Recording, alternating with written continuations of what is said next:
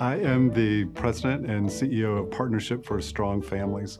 We are the lead agency for the 2 circuits in North Central Florida for providing child care and foster and adoption services in North Central Florida.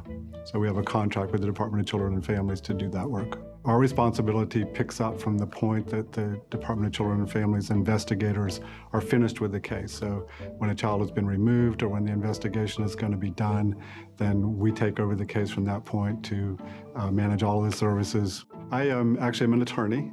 And I started off doing family law. That's when I first became really familiar with the issues that arise when it comes to the reasonable and prudent parent standard and normalcy.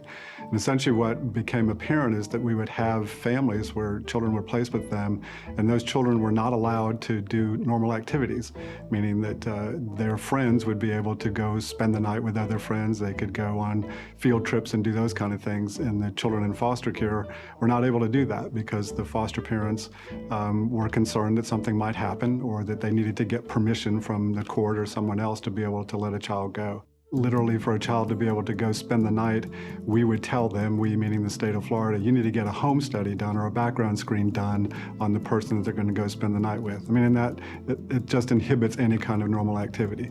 If a child wanted to go to the movies on a Friday night, they would have to say, well, who are you going to go with? And, well, who's going to be there? And I need to check them out. And so we realized we needed to change that.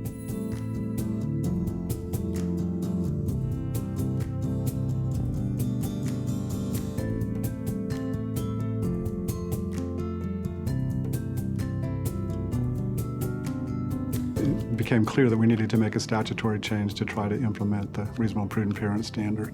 So working with the Guardian ad litem program and the Department of Children and Families, we actually wrote the statute that you see in our statutes now in Florida. So in 2013, we passed a law that actually put the reasonable and prudent parent standard into law and had a specific provision that said that if a foster parent made a decision regarding a child's activities, as long as they complied with that reasonable and prudent parent standard, then they wouldn't be held liable for whatever harm might come to a child as a result of giving that permission. What it means is that when a child comes to a parent and says, I want to do something, let's say it's I want to play football or I want to go skydiving, the person would look at that child and go, well, how old are they?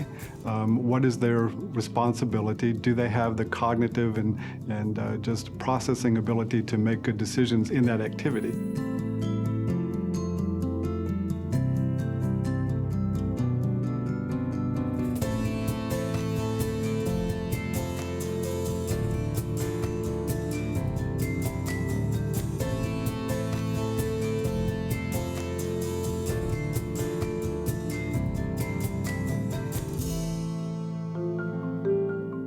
A child that wants to go on a field trip or wants to be in the band, if they are doing it because they have that ability and they just want to do what normal kids would do, then that foster parent would look at it and say, this is a reasonable activity for this child. This child will benefit from this activity.